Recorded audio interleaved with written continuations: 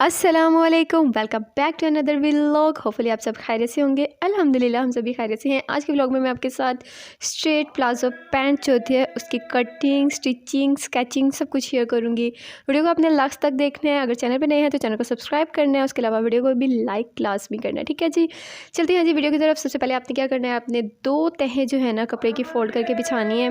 4 तहें नहीं बिछानी, जस्ट 2 तहें जो है ना वो बिछानी है और आपने ऊपर से कपड़े को कट करके स्ट्रेट कर लेना है। देन हमने ऊपर 2 इंच का मार्जिन छोड़ के एक लाइन जो है वो ड्रॉ करनी है इस तरह से। ये जो मार्जिन हमने रखा है ये हमने नेफे की फोल्डिंग के लिए रखा है।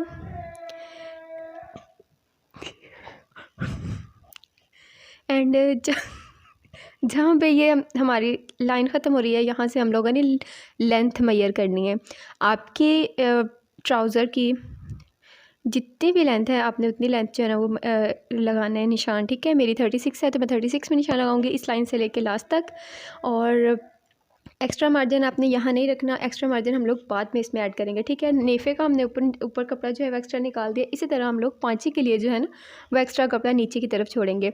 वो भी हमने 2 इंच जो है ना वो एक्स्ट्रा कपड़ा छोड़ना है। ये देखिए यहाँ पर मैं मार्कर का यूज़ इसलिए कर रही हूँ ताकि लाइन प्रोमिनेंट हो और आपको अच्छे से समझ आ जाए। ठीक है जी, ऊपर जो हमने मार्जिन छोड़ा है वो नेफे का है और जो नीचे हमने मार्जिन छोड़ा है वो है पांचे का। ठीक है, चलती है नेक्स्ट स्टेप की तरफ। इसके बाद आपने क्या करना है कि आपने अपनी वेस्ट को मेजर करना है।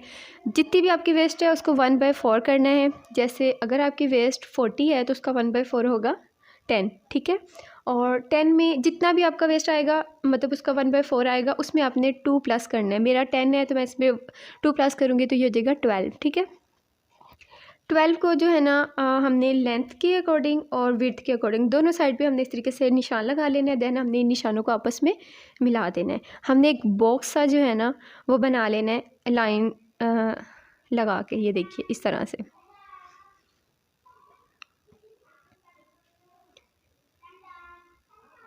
अब हमने क्या करना है, अब हमने अपने क्रॉच एरिया जो है उसकी स्केचिंग करनी है। इसके लिए हम क्या करेंगे, हम लोग इस लाइन से 2 इंच का जो है ना निशान लगाएंगे।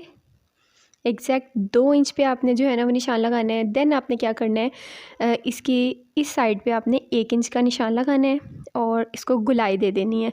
यानी लेंथ और विड्थ के अकॉर्डिंग जो भी लाइन है उनके साथ आपने इसको गुलाई के रुख अटैच कर देना है। ये आपका क्रॉच एरिया जो है उसकी स्केचिंग होगी। अब हमने क्या करना है, अब हमने जो चौड़ाई के रुख निशान लगाया था 12 इंच का, उसके हाफ़ पे हमने निशान लगाना है। 12 का हाफ़ होगा 6 पे हमने निशान लगाया। इसी तरह हमने नीचे भी 6 इंच पे निशान लगाना है। ठीक है जी, अब हमने इन दोनों निशानों को आपस में मिला दें। दोनों निशानों को मिलाने के बाद हम अपनी नी लेंथ जो है ना उस पर निशान लगाएंगे।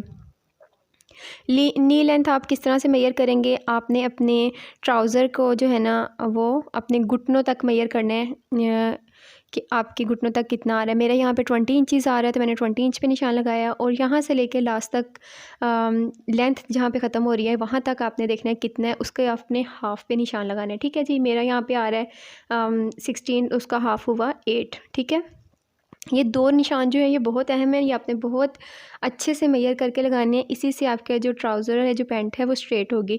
अब हमने अपने जितना आप पांचा रखना चाह रहे हो उतनी आपने इस यहाँ पे 2 निशान लगा लेने हैं। सेंटर लाइन को रखते हुए इसके हाफ़ आपने निशान उस तरफ लगाना है और हाफ़ इस तरफ लगाना है। ठीक है जी, मैंने 6 इंच रखा है तो 6 इंच पे मैंने निशान लगा लिया। उसके बाद ऊपर आ जाते हैं। यहाँ पे मैंने ये जो साइड की सिलाई बाहर की तरफ आनी है यहाँ हमने कपड़ा कम रखना है और अंदर की तरफ कपड़ा ज़्यादा रखना है। यहाँ मैंने 3.5 पे निशान लगाया है, लेकिन जो अंदर की तरफ कपड़ा है वहाँ पे मैंने निशान लगाया है 4 इंच पे। वहाँ थोड़ा सा लूज़ रखते हैं क्योंकि जब हम उठते बैठते हैं फिर हमें ईजी होता है। ठीक है जी, इसके बाद ऊपर वाले निशान पे आएंगे और यहाँ पर हम निशान लगाएंगे 4 इंच पे और दूसरी तरफ निशान लगाएंगे 5 इंच पे। अगर तो आपके पास स्केल है ट्राउज़र की स्केचिंग के लिए तो वेल एंड गुड, अगर नहीं है तो फिर आपको ये निशान लगाने पड़ते हैं। ठीक है, अब हमने हल्का हल्का सा चौक की मदद से गुलाई देते हुए इन निशानों को आपस में मिलाना है। इसी तरह बाहर की साइड पे भी जो हमने निशान लगाए हैं उनको भी मिला लेंगे। मैं पूरी कोशिश कर रही हूँ कि आपको स्केचिंग जो है वो बहुत अच्छे से नज़र आए, लेकिन ये मेरा चाक जो है ना इसका कलर है तो ब्लू, लेकिन फिर भी पिंक पे वो इतना प्रोमिनेंट नहीं हो रहा। ये देखिए, इस निशान को आपने, ये जो हमने चौड़ाई के रुख निशान लगाया था, इस निशान पे आके बिल्कुल आपने ख़त्म कर देना है, ठीक है। हल्की सी आपने इसमें गुलाई देनी है, स्ट्रेट नहीं रखना इसको। आप अपनी बॉडी की शेप के अकॉर्डिंग जब कटिंग करते हो तो फिर आपका जो ड्रेस है, कुछ भी आप स्टिच करते हो, उसकी बहुत अच्छे से स्टिचिंग होती है, शेप उसकी बहुत प्यारी आती है। ये देखिए, ये हम कटिंग कर रहे हैं। ये हमने जस्ट अभी अपने प्लाज़ो पैंट की फ्रंट के 2 पैनल जो हैं वो कट किए हैं।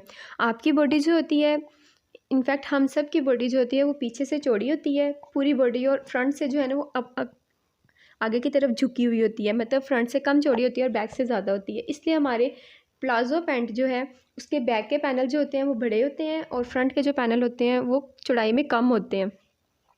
लेंथ फ्रंट एंड बैक की सेम होगी। ये जो मैंने स्केचिंग की है इस पे मैं इसकी कटिंग कर रही हूँ, और इस कटिंग को हमने इस निशान पे लाके ख़त्म करना है। उसके बाद ये साइड से जो 2 पैनल जुड़े हुए हैं इनको हम लोग कट करके सेपरेट कर लेंगे। ये जी हमारे फ्रंट के 2 पैनल जो हैं वो कट के हो गए हैं तैयार। अब हमने क्या करना है, अब हमने फिर से कपड़े की 2 तहें बिछानी है और उसके ऊपर हमने अपना ये जो स्केचिंग किया हुआ फ्रंट के पैनल है ये रखने हैं, और इस पैनल से हमने अंदर की तरफ जो है ना 2-2 इंच का निशान लगाना है, और इन निशानों को हमने आपस में मिलाना है।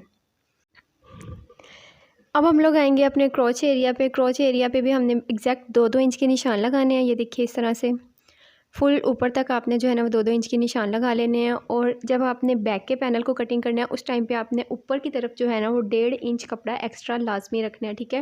वो मैं आपको अभी आगे चल के बताती हूँ कि हमने 1.5 इंच कपड़ा क्यों एक्स्ट्रा रखना है।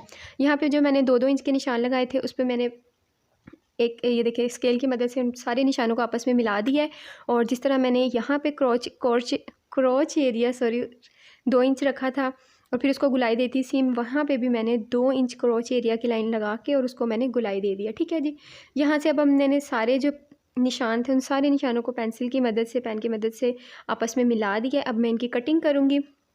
और ऊपर मैं आपको बताती हूँ कि जो हमने 1.5 इंच कपड़ा एक्स्ट्रा रखा था वो क्यों रखा था। जब हम लोग बैठते हैं तो पीछे से हमारा जो पैंट है या प्लाज़ो है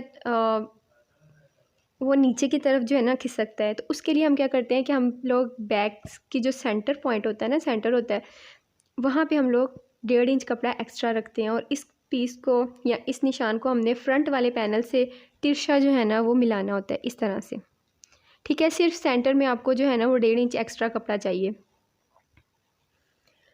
अगर आप इस तरह से स्केचिंग करोगे, इस तरह से कटिंग करोगे तो 110% गारंटी है कि आपका प्लाज़ो पैंट बिल्कुल परफेक्ट बनेगा, ना वो लूज़ होगा, ना उसमें किसी किस्म का कोई फॉल्ट नहीं होगा। और जिन लोगों को होता है कि उनका उठते बैठते फट जाता है, ख़राब होता है, वो चीज़ भी नहीं होगी अगर आप इस तरह से कटिंग करते हो। क्रोच एरिया में हम लोग लूज़ इसीलिए रखते हैं ताकि आपको उठने बैठने में आसानी हो। ये देखिए, इस तरह से आपने कटिंग करनी है। फ्रंट के 2 पैनल जो हैं वो लेदर स्टिच होंगे और बैक के 2 पैनल लेदर स्टिच होंगे। आगे चल के मैं आपको वो भी बताऊंगी कि आपने किस तरह से इसको स्टिच करना है, ठीक है जी। इनर की जो है ना वो कटिंग होगी। अब साइड की, ये देखिए साइड पे जो है ना ये कपड़ा हमने बिल्कुल फ्रंट पैनल के साथ रख के कट करना है। इसमें कोई एक्स्ट्रा नहीं रखना, हमें सिर्फ सेंटर में जो है ना वो बैक पैनल में एक्स्ट्रा कपड़ा चाहिए होता है। ये देखिए, कटिंग हो गई। बहुत ही आसान है, बहुत आसान है। अगर आप फर्स्ट टाइम भी ट्राई करोगे तो आप परफेक्ट जो है ना वो अपना प्लाज़ो पैंट इजीली कट कर सकते हो, स्टिच कर सकते हो। फ्रंट के पैनल, बैक के पैनल कट हो गए हैं। अभी मैं आपको बताती हूँ कि आपने इसको स्टिच किस तरीके से करना है। आपने क्या करना है, फ्रंट के 2 पैनल उठाने हैं। ये देखिए, ये फ्रंट के 2 पैनल हैं। आपने इसको क्रोच एरिया से जो है ना वो स्टिच कर देना है। ऊपर तक आपने आधे इंच का गैप देते हुए स्टिच कर देना। ये देखिए, ये 2 फ्रंट के पैनल हो गए रेडी, मतलब जुड़ गए आपस में। अब आपने बैक के पैनल उठाने हैं, उनको भी क्रोच एरिया से जो है ना वो आधा इंच का गैप रख के स्टिच कर लेना है। बैक के 2 पैनल हो गए। अब साइडों से जो है ना फ्रंट और बैक के पैनल को आपस में जो है ना वो आपने स्टिच करना है, ठीक है जी। बहुत आसान है इसकी स्टिचिंग। अगर आप प्रॉपर स्टिचिंग पे भी वीडियो देखना चाहते हो तो आप कमेंट कर दें, उस पर मैं अलग से वीडियो बना दूंगी। वीडियो को लाइक कर दें। Thanks for watching, stay connected. और जब भी आप कटिंग कर रहे हैं तो अच्छे से जो पीसीज है ना इस तरह से फोल्ड करके किसी एक्स्ट्रा कपड़े में इसको नोट लगा के रखें ताकि आपके पीसीज जो कट किए हैं गुम ना हो।